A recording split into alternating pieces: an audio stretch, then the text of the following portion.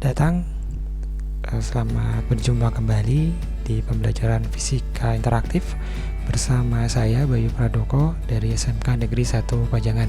Kali ini kita akan membahas mengenai pengukuran panjang. Ada dua alat yang akan kita bahas di sini, yaitu yang pertama mengenai mistar ukur. Pada umumnya, mistar ukur dibuat dengan skala terkecil 1 mm. Kepekaan atau sensitivitasnya pengukurannya adalah setengah dari skala terkecilnya, yaitu 0,5 mm. Jadi, setiap satu skala di sini adalah 1 mm, kemudian ini di sebelahnya 2 mm, 3 mm, 4 mm, 5 mm, 6 mm, 7 mm, 8 mm, 9 mm, dan 10 mm atau 1 cm. Kemudian bagaimana cara menggunakannya mistar ukur atau penggaris? Sangat sederhana sekali. Kita tinggal meletakkan objek ujung di sebelah kiri, misalnya sebuah pulpen. Kita letakkan di ujung sebelah kiri ini persis di angka 0. Kemudian kita lihat di sebelah kanan, ya kan, kanannya dia ada di skala nomor berapa. Kalau di gambar ini menunjukkan angka 14. Jadi panjang pulpen tersebut kita nyatakan adalah 14 cm. Oke ya, cukup jelas. Kemudian alat kedua yang biasanya digunakan untuk mengukur panjang adalah jangka sorong. Jangka sorong jelas memiliki ketelitian lebih teliti dibandingkan dengan penggaris atau mistar. Tapi sebelumnya kita harus tahu dulu bagaimana sejarah penemuan jangka sorong ditemukan. Dia ditemukan oleh Pierre Vernier, yaitu seorang matematikawan Prancis dan pejabat pemerintah yang lahir tanggal 9 Agustus 1584 di Ornans. Pada tahun 1631, dia mempublikasikan penemuan hebatnya mengenai alat ukur panjang yang akurat, yaitu jangka sorong atau Vernier calipers. Salah satu skala di jangka sorong adalah skala Vernier. Jadi, ia memberi nama Vernier untuk alat temuannya itu sesuai dengan namanya sendiri. Untuk fungsinya, jangka sorong dapat mengukur benda dari sisi luar dengan cara dijepit. Ya, nanti kan dijepit di sini ya. Kemudian mengukur sisi dalam suatu benda yang berupa lubang pada pipa dengan cara diulur. Yang ketiga, mengukur kedalaman celah atau lubang pada suatu benda dengan menusukkan bagian pengukur. Keempat, mengukur ketebalan suatu benda, misalnya mengukur ketebalan kertas. Bisa juga koin atau benda-benda yang kecil lainnya. Kemudian mengukur diameter suatu benda, baik diameter luar atau diameter dalamnya. Untuk kelebihan jangka sorong memiliki tingkat akurasi yang sangat bagus, mulai dari 0 sampai 0,1 mm. Kemudian bisa mengukur diameter sisi luar, dapat mengukur diameter sisi luar, dapat mengukur kedalaman. Kemudian harganya cukup terjangkau untuk dibeli oleh masyarakat umum.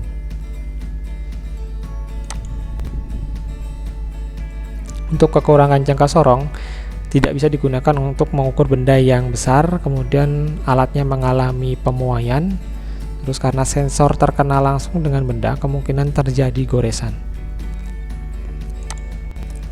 Jenis jangka sorong berdasarkan bentuk skalanya. Jadi kalau jangka sorong ada 3 jenis. Yang pertama adalah jangka sorong manual atau Vernier caliper.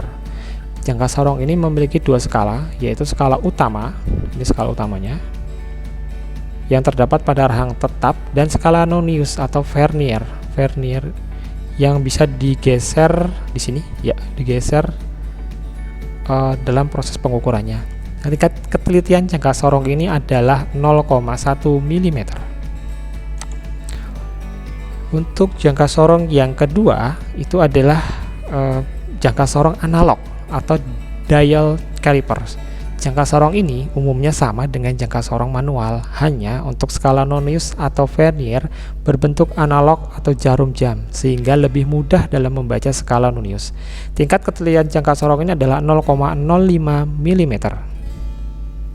Jadi bedanya tadi, kalau tadi manual, sini ada analognya ya. Jadi bisa dibaca dengan lebih mudah berapa Noniusnya. Jenis jangka sorong yang terakhir berdasarkan bentuk skalanya adalah jangka sorong digital atau digital caliper. Jangka sorong digital ini skala Noniusnya berbentuk layar digital, di mana hasil pengukuran langsung terbaca pada layar. Tingkat ketelitian jangka sorong ini mencapai 0,01 mm. Jadi ini lebih enak lagi karena ada angkanya langsung tertera di sini. Jadi ketika benda itu dijepit di sini, maka dia langsung keluar angkanya berapa ketebalannya, berapa milimeter ketebalannya, seperti itu. Nah, untuk bagian-bagiannya sendiri kita bisa lihat di sini. Yang pertama ini adalah rahang tetap bawah, kemudian ini rahang geser bawah. Ya, ini termasuk kedua kiri kanan ini termasuk rahang luar. Ya, jadi rahang luar terdiri dari dua rahang yang digeser dan tetap. Fungsinya untuk mengukur bagian luar seperti diameter, lebar dan panjang benda. Ya, seperti itu. Kemudian yang di atas ini adalah rahang dalam atau rahang tetap atas. Kemudian rahang geser atas ini tetap, yang ini yang bisa digeser. Termasuk rahang dalam digunakan untuk mengukur bagian dalam benda seperti diameter lubang atau celah. Kemudian ada juga ini baut pengunci. Jadi baut pengunci ini memiliki fungsi untuk menahan rahang pada tempatnya agar objek bisa ditahan atau tidak terlepas dan skala tidak bergeser saat akan mengukur. Nah, yang ini adalah skala Nonius. Skala Nonius ini memiliki fungsi untuk menambahkan tingkat akurasi ekstra pada pengukuran. Biasanya dinyatakan dalam satuan milimeter atau inci. Nah, yang ini adalah skala utama. Jadi dari sini sampai ke sini ini adalah skala utama yang fungsinya untuk menyatakan hasil ukuran utama. Biasanya dinyatakan dalam satuan senti atau inci. Juga skalanya antara 15-17 cm. Kemudian yang ini adalah tangkai ukur untuk kedalaman. Jadi ini memiliki fungsi untuk mengukur kedalaman lubang atau benda, seperti itu. Jadi tadi ada rahang tetap atas, kemudian rahang tetap bawah, rahang geser atas, rahang geser bawah, skala Nonius, ya Nonius, dan ini skala utama. Kemudian ini adalah tangkai ukurnya. Oke. Untuk lebih jelasnya kita akan menggunakan sebuah media. Nah, ini medianya. Jadi kalau pengukuran panjang jelas diperlukan sebuah alat ya, karena kalau kurang teliti sehingga mengakibatkan kinerja alat tersebut menjadi tidak maksimal. Coba bayangkan misalnya skrup yang akan dipakai diameternya nggak sama dengan yang pasangannya, walaupun bedanya hanya 0,01 mm, maka keduanya tidak akan dapat dirangkai dengan baik. Tetapi bagian otomotif itu sangat memerlukan presisi yang luar biasa detail. Dan apabila skrup tersebut merupakan satu komponen mesin, maka apakah bisa mobil tersebut berfungsi normal? Jawabannya pasti tidak. Maka untuk bisa menghasilkan sebuah tingkat presisi pengukuran yang benar, yang betul, maka jangka sorong dan mikrometer dapat digunakan untuk mengukur panjang benda tersebut. Yaitu fungsinya ya. Nah, kita akan coba yang di sesi video ini adalah jangka sorong. Oke, ini adalah jangka sorong. Kemudian kita bisa sedikit di zoom. Oke, ini kita coba play. Ya, kita cara menggunakannya ini memutar kuncinya, kemudian digeser, kemudian benda dimasukkan. Ya, seperti itu. Kemudian digeser, kemudian keluarlah berapa skalanya. Ini diputar untuk lebih kuat lagi dalam membaca pengukurannya. Oke, ini kita lanjut lagi. Sekarang mengukur diameter dalam benda. Untuk mengukur diameter dalam benda biasanya kita gunakan di atas ini ya, rahang atas. Ini sebuah pipa, kemudian dimasukkan, digeser rahangnya. Nah, keluarlah berapa angkanya. Jangan lupa tadi kita penguncinya kita kunci ya baut di sini biar tidak bergeser ketika melakukan pembacaan di skala tersebut. Oke, seperti ini ya. Kemudian untuk mengukur kedalaman,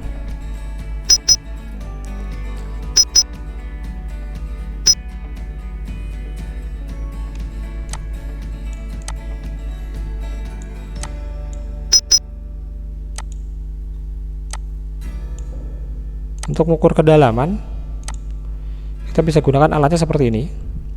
Ini diputar dulu, kemudian ini benda masuk, kemudian diukur kedalamannya berapa di sini. Ya, kemudian diputar. Kita baca berapa skala yang ada di jangka sorong tersebut.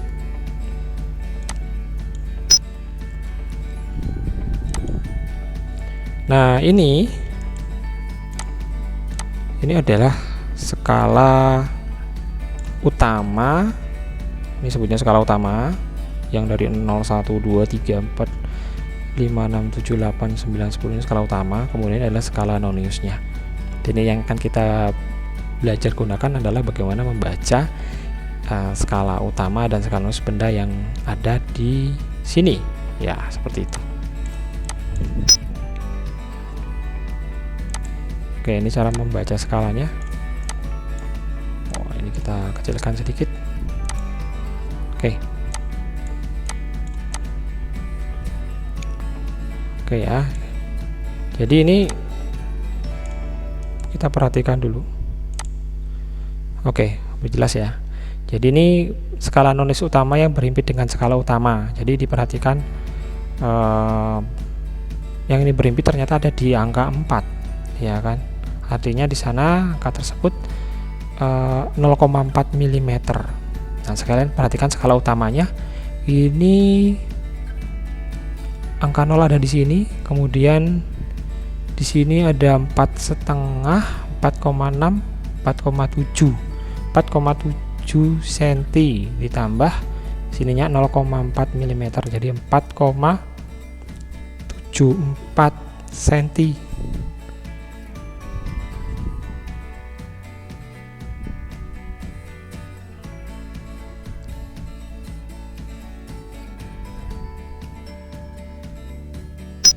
Oke, ini cara membacanya. Kemudian kita coba belajar menginput skalanya sekarang. Nah, ini kalau kita geser seperti ini, maka dia akan menunjukkan skalanya ya. Kita perhatikan saja ya. Oke, kita zoom dikit.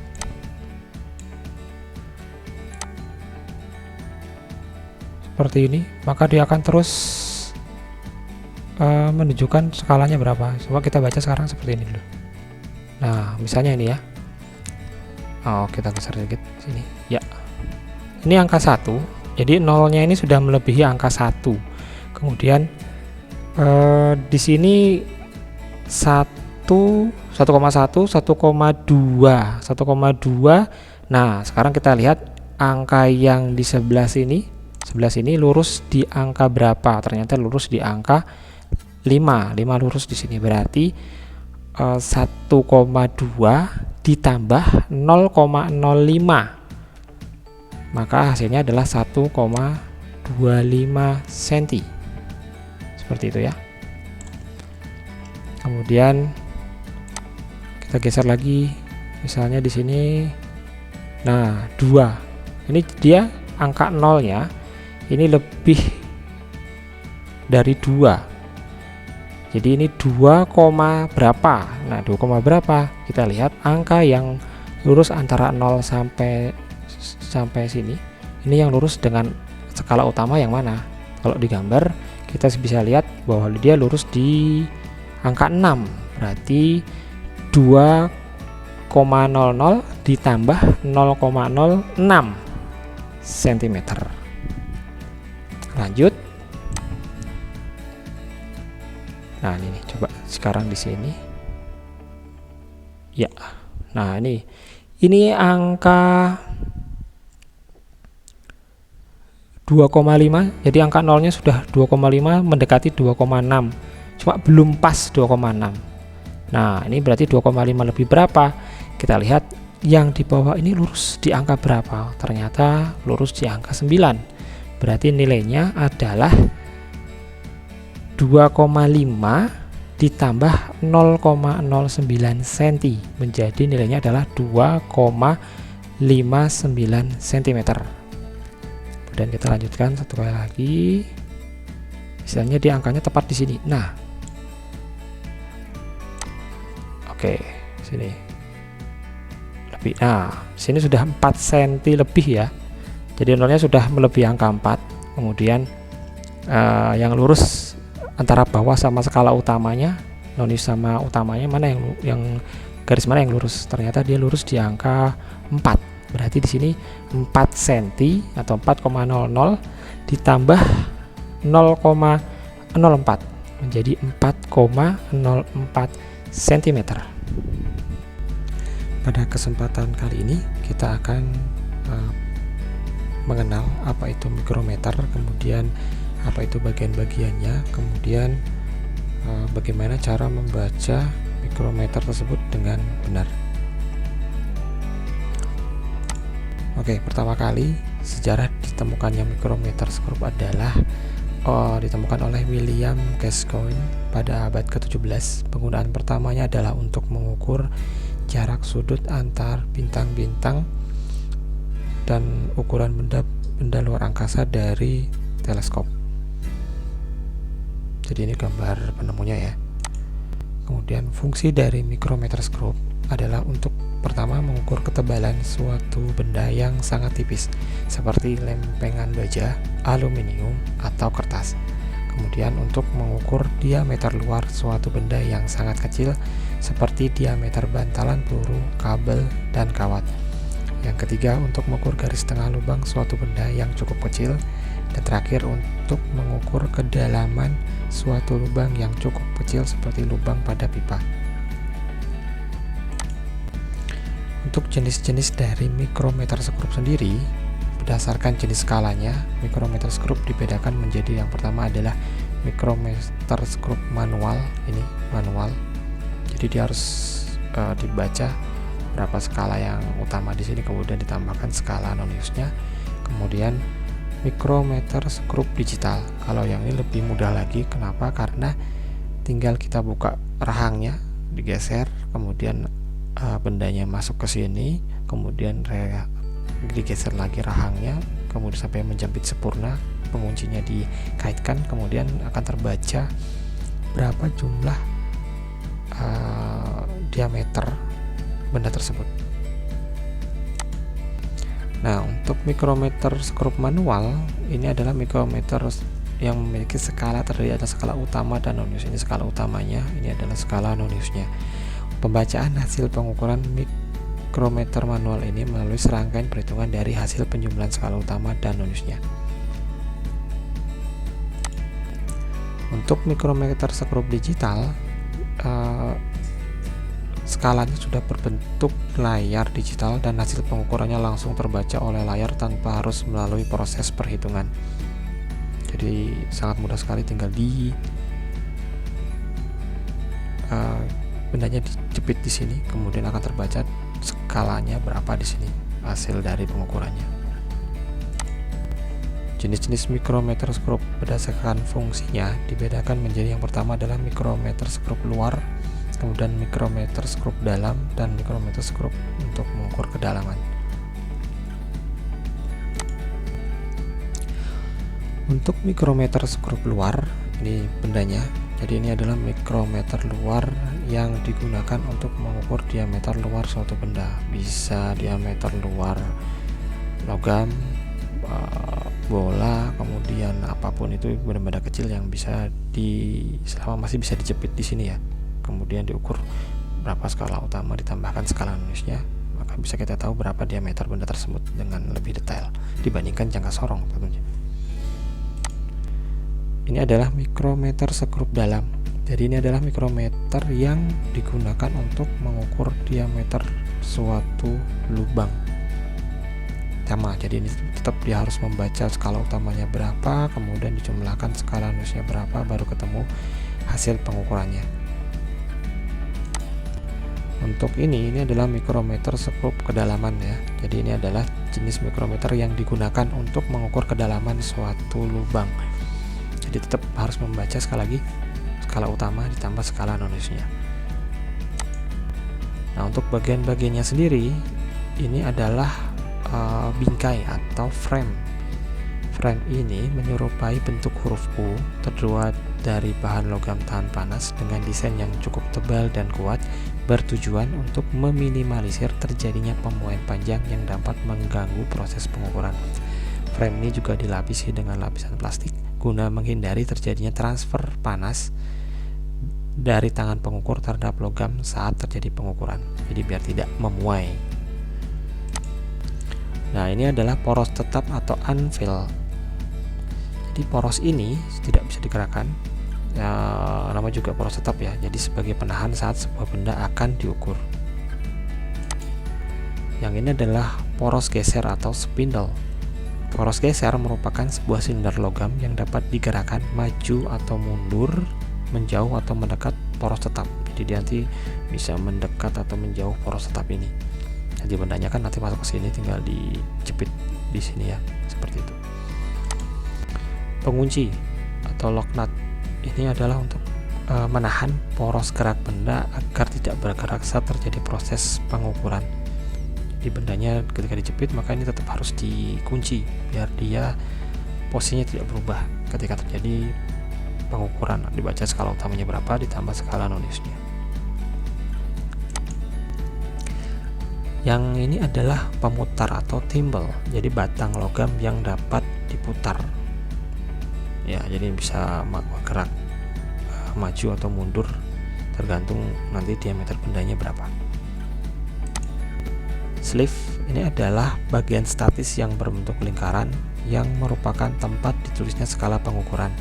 Terdapat dua skala, yaitu ini adalah skala utama dan ini adalah skala utama, ini adalah skala non-use-nya. Oke, nah ini adalah ratchet, yaitu berfungsi untuk mengencangkan poros gerak apabila sudah menyentuh benda dengan cara diputar searah jarum jam sampai terdengar bunyi ketukan atau logam. Nah, seperti itu. Untuk memastikan ujung poros gerak sudah menempel sempurna dengan benda, maka ratchet dapat diputar sebanyak 2-3 putaran. Jadi bisa diputar 2-3 putaran. Jadi kalau sudah bendanya ditaruh di sini, kemudian ini diputar, menjepit sempurna, penguncinya di kunci, kemudian ini diputar pelan saja sampai bunyi tik. Nah, itu sudah berarti sudah mengencang sangat kuat sekali. Oh, sebentar. Kita sekarang kan mencoba membaca mikrometer skrup. Oke, ini ada mikrometer skrup. Jadi ini sekali lagi ini adalah tadi ya, rahangnya. Ini bisa kita geser seperti ini. Oke, mantap. Nah, ini kita lihat cara membacanya. Di sini kalau kita geser seperti ini, nah lihat. Nah, ini adalah 2 mili. Ini kan 0, 0,5, 1,5, ini 2. Nah, 2 yang lurus di sini adalah angka 10 dikali 0,01 hasilnya ada 0,1 mm. Jadi nanti hasilnya adalah 2 mm ditambah 0,1 mm hasilnya 2,1 mm. Kalau kita tarik lagi,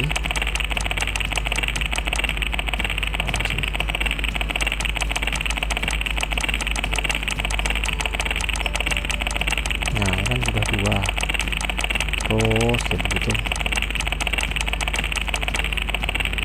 Nah, di sini sudah terlihat 0, 1, 2. Di sini sudah ada garis kelihatan. Jadi ini adalah 2,5 ditambah, lihat dari sini adalah 0, 1, 2, 3.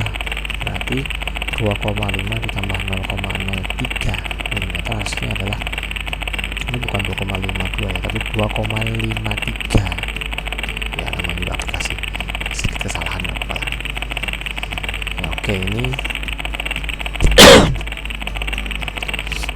yang ini adalah 2,5 ditambah 0,04, maka hasilnya adalah 2,54. Cek lagi bawah.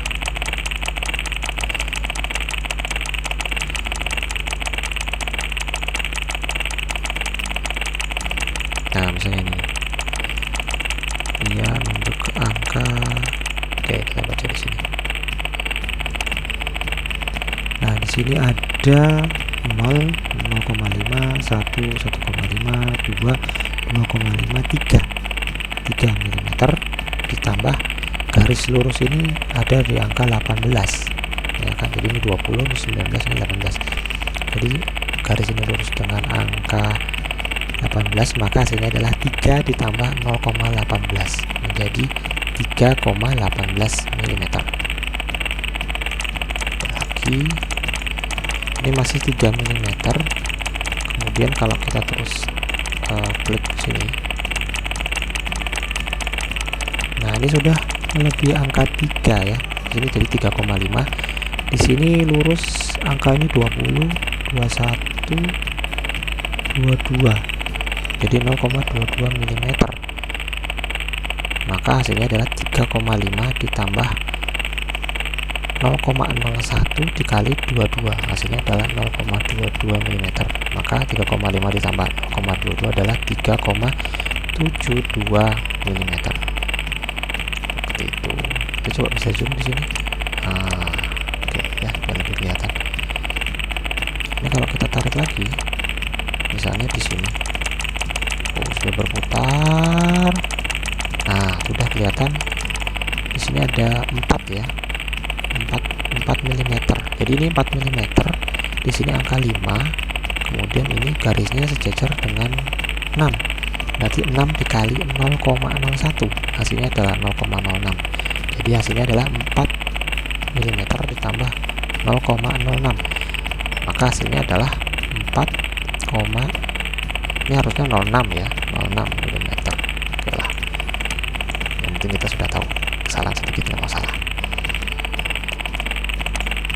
Kalau ini tinggal dijumlahkan 4 ditambah 0,07 mm. Oke ya, ini sudah kita coba. Nah,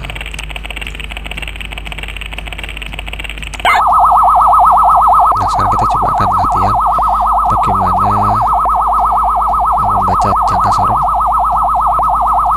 Jadi ini gangsingnya akan kita kunci ya. Kunci, oke, kita kunci.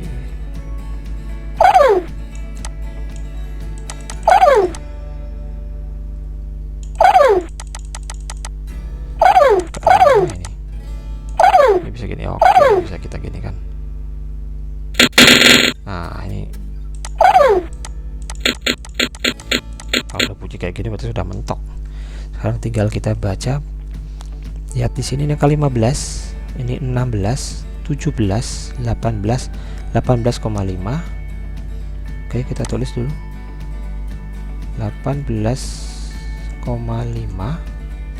Ini nunjuk angka 15, 16, 17. Berarti 18,5 ditambah 0,17 berarti 1. Ini 6 ya, 6, ini 7. Betul nggak? Oke. Ini 18,5 udah terlihat garisnya. Kemudian ini 0,17, skala nonusnya sejajar dengan skala utamanya, maka tinggal kita jumlahkan 18,5 ditambah 0,17. Oke. Sekarang kita coba lagi. Ini berapa nih? Geser sini. Nah,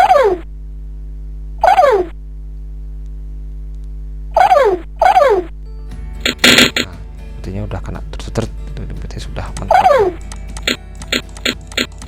Oke, udah mentok ya. Nah, sekarang kita baca lagi.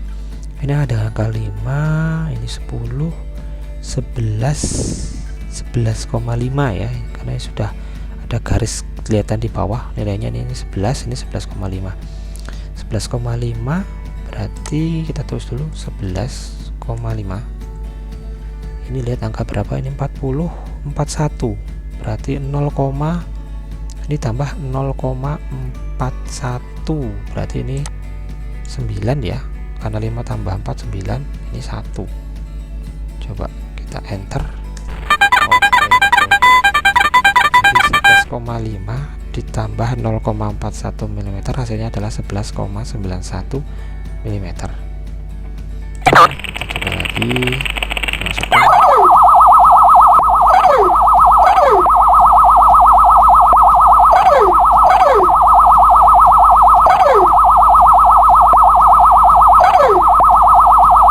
Kan lucu juga nih. Oke, ini kita coba geser sampai dia bunyi.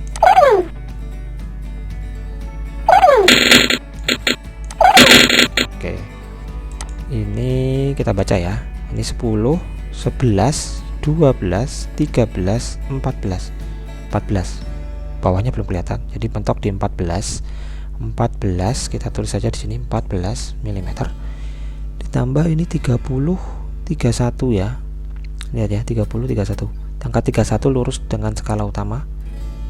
31 berarti ini 14 ditambah 0,31.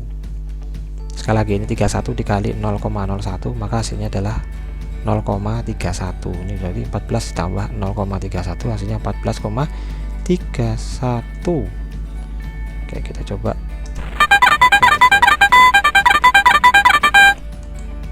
Zoom ya, kita zoom. Ya, ini kita jelaskan.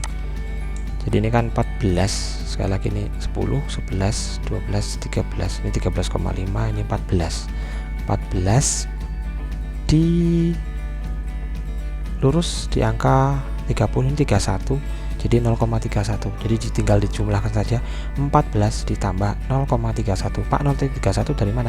0,31 sekali lagi adalah hasil skala 31 dikali 0,01. Jadi nanti kalau misalnya skalanya nunjuk di angka misalnya 40, ya 40 kali 0,01 pasti hasilnya adalah 0,4.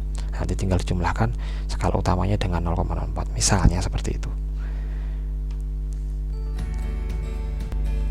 Oke, demikianlah penjelasan mengenai micrometer scope, jangka sorong, dan mistar oleh saya.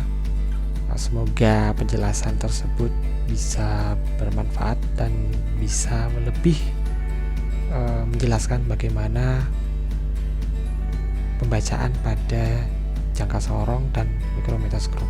Dari penjelasan tadi kita bisa tahu bahwa yang paling teliti kalau bisa kita urutkan adalah yang pertama, ini dari yang paling rendah dulu ya, itu adalah mistar. Kemudian yang lebih teliti lagi adalah jangka sorong, kemudian micrometer scope. Jadi yang tertinggi, yang paling ketelitian paling tinggi adalah micrometer scope. Demikian penjelasan dari saya, terima kasih. Wassalamualaikum warahmatullahi wabarakatuh.